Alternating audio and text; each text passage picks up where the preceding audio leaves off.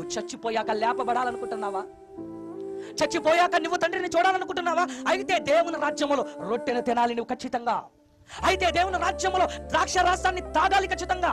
ఆ ద్రాక్ష రసం ఆ రొట్టెకు ఎంత విలువ ఉందో చూడండి. అది తాగితేనే పరలోకం, అది తింటేనే పరలోకం, అది తినకపోతే పరలోకం లేదు, అది త్రాగకపోతే పరలోకం లేదు. ఇంత ఖండితంగా చెప్పాడు కదండి యేసుక్రీస్తు వాడు.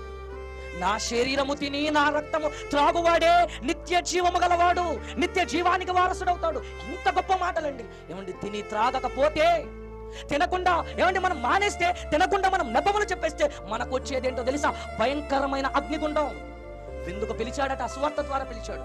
వచ్చావు, బాప్తిస్మం తీసుకున్నావు, సంఘములోనికి వచ్చావు. సంఘములోనికి వచ్చిన తర్వాత నువ్వేం చెయ్యాలి? నెపములు చెబుతావా? ఏంటమ్మా ఈ ఆదివారం రాలేదు అంటే నెపములా? వాళ్ళు ఆ రోజు ఏమని చెప్పారు నెపాలు? ఈ రోజు దేవుని రాజ్యములో విందు పరలోకము నుండి జీవాహారమైన రొట్టె ద్రాక్షారసం సిద్ధపడినా, రొట్టె ద్రాక్షారసం సిద్ధంగా ప్రతి ఆదివారం మన కళ్ళ ముందు ఉంటున్నా, దాన్ని తీసుకోకపోతే మనం ఎక్కడికి వెళ్ళిపోతామో తెలుసండి? నా మాటగా కాదు, దేవుని మాటగా చెబుతున్నాను, నరకానికి జారిపోతాం.